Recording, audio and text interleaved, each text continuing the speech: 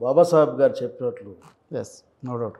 కులం మీద మీరు ఏ నీతిని జాతిని నిర్మించి కులం అన్నదే ఒక ద్వేషంతోనూ అసమానతలతోనూ అణచివేతతోనూ ముడిపడి ఉన్నప్పుడు అసమానతలు అణచివేతలు ద్వేషం వీటి మీద ఏ సమాజం కూడా నిలబడలేదు సార్. సమైక్యాంధ్ర ఉద్యమం చేసేటప్పుడు నేను రిపోర్ట్ తయారు చేద్దామని మెడ్రాస్ యూనివర్సిటీ నుంచి ఒక థిసిస్ తెప్పించా. మర్చిపోయాను, నాకు అడుగుతాయని తెలియదు నాకు. దాంట్లో ఫస్ట్ సెంటెన్స్ ఏముంటుందంటే Andhra Pradesh politics are nothing but caste politics అని మొదలు పెడతాడు ఆ రీసెర్చ్ చేసిన ఆయన. ఈ కన్క్లూజన్లో కూడా Andhra Pradesh politics are nothing but caste politics అని. ఎన్ని డెమోక్రటిక్ మాటలు చెప్పినా ఏం చెప్పినా దానికి అది ఎందుకని అక్కడ ఆంధ్రప్రదేశ్లో మాత్రమే ఉంది, ఇటు తెలంగాణలో లేదు. తెలంగాణకు ఆంధ్రాకు ఎవల్యూషన్లో ఒక ప్రాబ్లం. తెలంగాణ మన కంటి ముందు వరకు కూడా ఇది నిజాం పరిపాలనలో. ఇక్కడ ఇప్పటికి కూడా మన ఎవరు అంటున్నారు ఆఖరికి మన ఆర్ఎస్ఎస్ ఆయన మాడుతారు రజాకారులు అని. రజాకారుల్లో డిప్యూటీ కమాండర్ ఆ ముస్లిం ఆయన రామచంద్ర ఇది పేరు మర్చిపోయిన ఆయన కూడా ఆ రెడ్డి గారే కదా దాని రజాకారులకు సెకండ్ కమాండర్ ఆఖరి. ఊరికి రజాకారులు అంటే ఆయన పేరు చెప్పి మళ్ళీ అభిపుచ్చే ప్రయత్నం చేస్తూ ఉంటారు. సో ఆ విధమైన ఒక వాతావరణం ఇక్కడ ఉంది. అక్కడ కూడా ఈ జమీందారీ వాతావరణం ఉంది, కానీ దేశ్ముఖ్ల వాతావరణం లేదు. అవును, అక్కడ కూడా అస్పృశ్యత ఉంది, ఇంత అణచివేత లేదు. అక్కడ కూడా దళితుల మానవ ప్రాణాలకి గ్యారెంటీ లేని టైంని మనం పాదిరికుప్పంలో చూసాం, అక్కడికి కారంచేరులో చూసాం. అవి సంఘటనలుగా అన్నీ ఉన్నాయి, కానీ ఎక్కడో కొద్దిగా అక్కడికంటే అక్కడికి కొద్దిగా కనిపిస్తుంది. కులాల గురించి వచ్చినప్పుడు సార్ ఆంధ్రప్రదేశ్ రాష్ట్రంలో ప్రాంతాలకి డిఫరెంట్ క్యాస్ట్లు డామినేషన్లో ఉన్నాయి. మా రాయలసీమ ప్రాంతంలో పాలెగాళ్ళ పేరు మీద, అవును, ఆంధ్ర ప్రాంతంలో జమీందారులు వాళ్ళ పేర్ల మీద, ఉత్తరాంధ్రలో ఇంకో పేరు మీద వచ్చాయి. సో అవే మనకు కనిపిస్తూ ఉన్నాయి. ఆ తర్వాత నేను ఇప్పుడు కాదు కానీ చదువుకుని చెప్పేవాడిని what is the strength of Telugu Desam party ఆ రోజుల్లో. మేమేం చెప్పేవాళ్ళం అంటే భవిష్యత్తు కొద్దిగా నచ్చకపోవచ్చు, నూతనంగా డబ్బుల పరంగా బలపడిన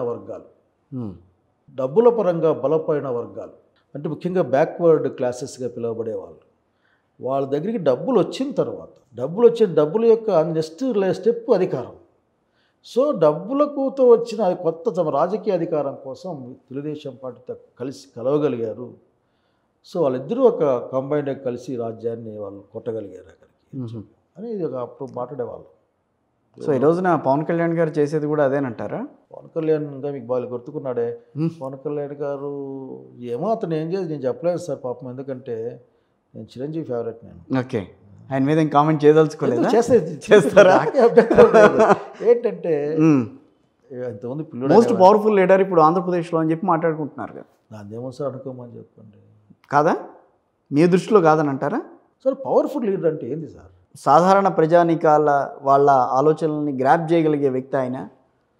సో వాళ్ళకు అనుగుణంగా మలచగలిగిన వ్యక్తి, వాళ్ళని తన వైపుకు తిప్పుకోగలిగిన వ్యక్తి ఆయన పవన్ కళ్యాణ్. గత 6 నెలలుగా ఆయన చేస్తున్న చంద్రబాబు నాయుడు గారు జాగ్రత్తగా ఉండాలి. మనకు వచ్చిన సమస్య ఏమీ లేదు. అతని యొక్క యాక్టివిటీ అంతా కూడా చంద్రబాబు నాయుడు గారు జాగ్రత్తగా అబ్జర్వ్ చేసుకోకపోతే, ఎందుకంటే what next step of Janasena to grab the CM పోస్టే కదా. మరి ఎట్లా సాధ్యం? సో మై అడ్వైస్ ఇప్పుడు కాంగ్రెస్ పార్టీ 2.5 సంవత్సరాలు ఒక మహారాష్ట్రలో 2.5 సంవత్సరాలు ఒకళ్ళు 2 సంవత్సరాలు ఒకళ్ళు పంచుకున్నారు. అలాగే జరుగుతుందేమో. అప్రతిఘాతంగా ఉన్న ఏం సార్ మీరు చాలా దుర్మార్గంగా మారుతున్నారు. బాబు గారిని పంచమంటారు సార్ మీరు? నేను నెక్స్ట్ కైనా పంచమంటారు ఏం సార్? ఏమన్నా సార్ ఏదో ఒకటి చేయాలి కదా. పర్సంటేజ్ ఆఫ్ ఓట్స్ మనం పెరిగిన కొద్దీ అలా ఒప్పుకోరా? ఓకే, మీ మాట తెలుసుకుందామని నేను కూడా అడిగింది. అసలు నేను ఒప్పుకోను సార్. పవన్ కళ్యాణ్ గురించి అడిగారు కాబట్టి okay, let he do something right, not for the sensation, for actual the people satisfaction. Right. Tirupati laddu విషయం మాట్లాడాడు. ఇది యాగం చేశాడా, ఏం చేశాడు, మొత్తం మీద ఏం తెలియదు. ఏమీ తెలియదు. మరి ఏం చేద్దాం అనుకున్నావు అంటే మమ్మల్ని కొట్టుకు చావమందాం అనుకున్నావా? మొన్న సీజ్ ద షిప్ కోసం వెళ్ళారు. సరే పాపం ఏదో అయింది వచ్చాకరికి, బట్ అక్కడ ఫలితం ఏదో రావాలి కదా. రైట్. గవర్నమెంట్ మీరే కదా సార్. ఇప్పుడు 6 నెలల తర్వాతనే కదా లోడ్ అవుతుంటుంది అది. 6 నెలల ముందు నుంచి లోడ్ కావడం లేదు కదా. మరి ఎవరు సమాధానం చెప్పాలి ఇప్పుడు? అక్కడ ఏదైనా కానీ బియ్యం ఉంటే ఆ బియ్యాన్ని సమాధానం చెప్పాల్సింది గవర్నమెంట్ పౌర సరఫరా శాఖ వాళ్ళే కదా సార్. అవును. మరి దానికి అట్లా ఇట్లా అనేక మంది వ్యాపారాలు ఆ చేస్తారు. ప్లేస్లో మీరుంటే ఏం చేస్తారు చెప్పండి ఓ మంత్రిగా? నేను పౌర సరఫరాల శాఖ అటు ఉంటేనా సార్, ఒక్కటి నేను అంటే దాన్ని మరీ లేదు కదా సార్. ఊరికే ఇప్పుడు చెప్పినా కానీ జనాలు ఏందబ్బా ఈయన మంత్రి ఎప్పుడో కదా అని అంటారు. మీరు కూడా మంత్రిగా చేశారు సార్, ఏం కాబట్టి మీ చేస్తే అనుభవంలో ఏం చేస్తే బాగుంటుందంటే సార్, ఎవరైనా నా దృష్టి మీ ఒపీనియన్ నిజంగానే అక్కడ బియ్యం ఉన్నాయని తేలిన తర్వాత, అక్రమ రవాణా జరుగుతోందని తేలిన తర్వాత నేను ఆఫీసర్ని పంపిస్తాను సార్. ఇలాంటి ఆఫీసర్లు వెళ్ళాలి సార్. అంతే. ఆఫీసర్లు వెళ్ళి చెక్ చేసి దాన్ని సీజ్ చేయాలి. సీజ్ చేసి సరుకును సీజ్ చేయాలి, షిప్ను కాదు. షిప్ అనేది మనని కంట్రోల్ దేశ అంతర్జాతీయ చట్టాలు దానికి ఉంటాయి సార్. దాన్ని చేసి అప్పుడు ఏముంది, collector is sir, government is powerful sir. Government చాలా శక్తి లేదు అనుకోబాకండి. గవర్నమెంట్ చాలా శక్తివంతమైంది. ఏమీ ఆపేసిండొచ్చు, ఏమి ఇబ్బంది కాదు. అట్లా కాకుండా వెళ్ళి అక్కడ కొన్ని మాటలు బహుశా తెలియదు, బహుశా ఐ డోంట్ నో, వెళ్తే నన్ను ఎక్కనేయలేదు, అడ్డం పడ్డారు, ఇవన్నీ కరెక్ట్. అవన్నీ ఆ ఎస్పీనో ఆ పౌర సరఫరాల శాఖ అధికారులు లేకపోతే కలెక్టర్ చూసుకోవాలి. అవన్నీ అవి చూసుకున్నాక మంత్రిగా దాన్ని మానిటర్ చేయాలా. మానిటర్ చేసినాక నిజానిజాలని బయట పెట్టేసేసి పొలిటికల్ పని చేయాలి సార్. ఓకే, అది చేస్తే బాగుండేది. అది కాక నా మీద వచ్చేసి, ఎందుకంటే రాజకీయ మాట బయటికి పోయినాక వెనక్కి రాదు సార్. ఎవరికైనా కానీ మేము మాట్లాడిన మాటలు తప్పున్నా వెనక్కి వెళ్ళిపోతారు. సో ఆడిపోయారు. ఇప్పుడు నిన్న చెప్పారు కదా 7 కోట్లు కట్టాలి, ఎవరు కడతారు అంటే జనాలు అవుతారు. 7 కోట్లు ఎవరు కడతారా అంటున్నారు. ఆఖరి వాళ్ళు మళ్ళీ కోర్టుకు పోతున్నారంట, మా ప్రమేయం లేకుండా ఆగింది కాబట్టి ఈ డబ్బులు ఏపీ గవర్నమెంటే కట్టాలంటున్నారంట. అవును.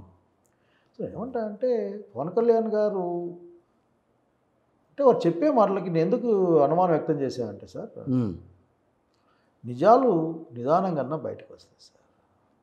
పవన్ కళ్యాణ్ గారు ఇంకా కొంచెం నిదానంగా చూడాలి ఆయన్ని. ఎందుకంటే అది కొత్త అధికారానికి, పైగా ఇల్లు ఎక్స్ప్రెషన్ నేను చెప్పను, అనుభవం లేదని చెప్పను, న్యూ టు ది పవర్.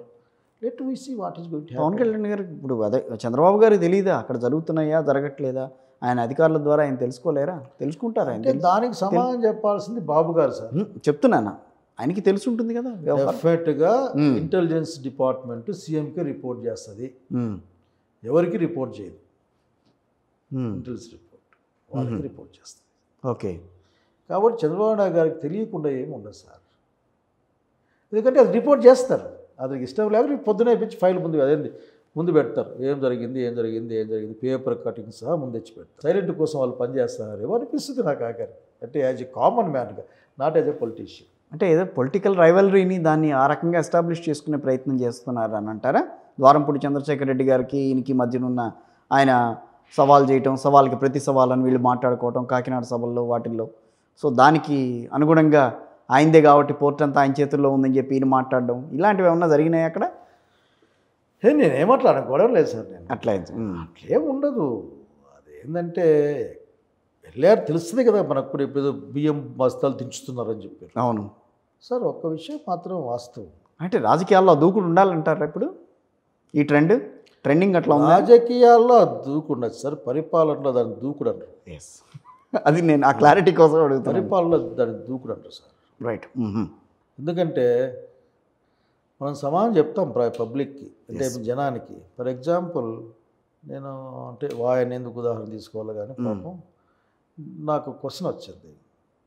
ప్రభుత్వ స్కూళ్ళల్లో సౌకర్యాలు బాగలేవు, ఇది నువ్వు ఏం చేస్తావు అని వచ్చింది ఒకటి.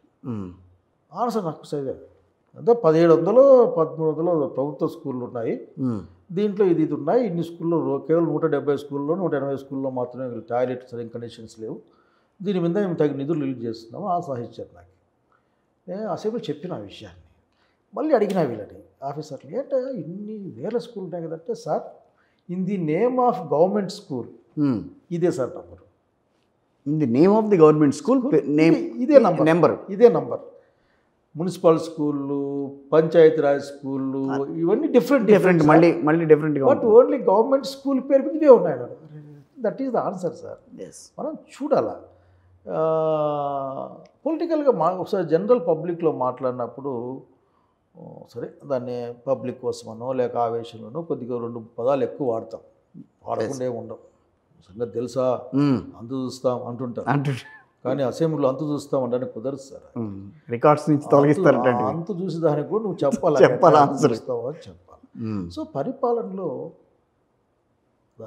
దాన్ని అంటే సార్ దాన్ని ఒక సమన్వయంతో కూడిన ఒక నిబద్ధత అనే పదం కాదు, మంచి పదం రావడం లేదు ఎందుకో, ఆ లక్షణం ఉండాలి సార్. ఓకే, సంయమనం పాటించాలి. సంయమనం అది అక్కడ మాట్లాడుతున్నది నువ్వు కాదు, బయట పార్టీ అధ్యక్షుడిగా మాట్లాడేది నువ్వే, నీ పార్టీ అధ్యక్షుడు. ఇక్కడ ఇది ఆంధ్రప్రదేశ్ ప్రజల ప్రభుత్వం, ఉప ముఖ్యమంత్రి ప్రజల ప్రభుత్వం.